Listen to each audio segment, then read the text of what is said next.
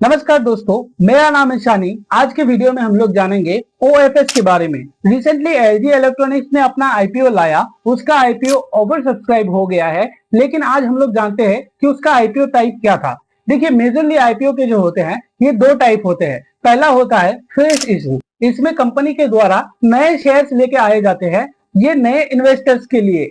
और दूसरा जो होता है ये होता है आपका OFS। OFS का फुल फॉर्म होता है ऑफर फॉर सेल। इसमें जो होता है पुराने इन्वेस्टर जैसे प्रोमोटर, अर्ली इन्वेस्टर या फाइनेंशियल इंस्टीट्यूशन जो होता है, ये सबको एग्जिट दिलाया जाता है। इसका मतलब हम लोग बिल्कुल भी ये नहीं समझेंगे कि एग्जिट दिलाने का मतलब वो कंपनी छोड़ करके चले जाना चाहते हैं। यहाँ पे हम लोग सीधा सीधा कुछ रिक्वायरमेंट जानेंगे कि OFS की आखिर क्या जरूरतें होती है। तो आइए जानते हैं आज OFS का रीजन। सबसे पहला रीजन जानेंगे हम लोग रेगुलेटरी रिक्वायरमेंट। रेगुलेटरी रिक्वायरमेंट में होता क्या है कि कई बार सेबी का रूल आता है कि लिस्टेड कंपनी के प्रमोटर्स जो होते हैं वो 75% से ज्यादा स्टेक नहीं रख सकते हैं। तो इसके लिए जो होता है उन्हें 25% शेयर जो होता है वो पब्लिक में ट्रेड होने के लिए देना होता है।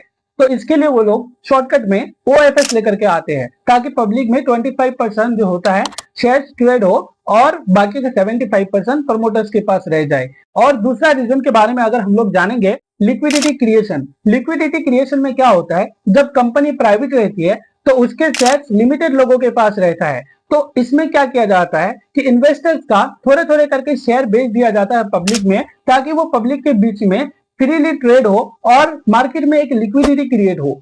इसका तीसरा रीजन ये हो सकता है कि पोर्टफोलियो डाइवर्सिफिकेशन। इसमें क्या होता है कि जो पुराने इन्वेस्टर्स रहते हैं उसको किसी नए प्रोजेक्ट में काम करना होता है या नए प्रोजेक्ट में पैसा लगाना होता है। तो वो लोग क्या करते हैं कि अपना जितना भी बजट होता है, अपना जितना भी प्रॉफिट होता है, वो कुछ प्रॉफिट निकालने के लिए जो होता है OFS लेकर के आते हैं। OFS में शेयर्स जो होता है वो पब्लिक को बेच करके जो उन्हें पैसा मिलता है वो किसी नए प्रोजेक्ट में लगा देते हैं। इसका चौथा रीजन हो सकता है कि partial exit for early investor. जब कंपनी नया नया बनता है तो कंपनी को जो होता है अर्ली इन्वेस्टर्स के थ्रू कुछ फंड मिलता है, तो वो फंड से जो होता है कंपनी ग्रो होती है। कंपनी जब मेच्योर एज पे पहुंच जाती है, मेच्योरिटी हो जाती है कंपनी की अच्छी खासी, तो वो जो होता है एग्जिट चाहते हैं।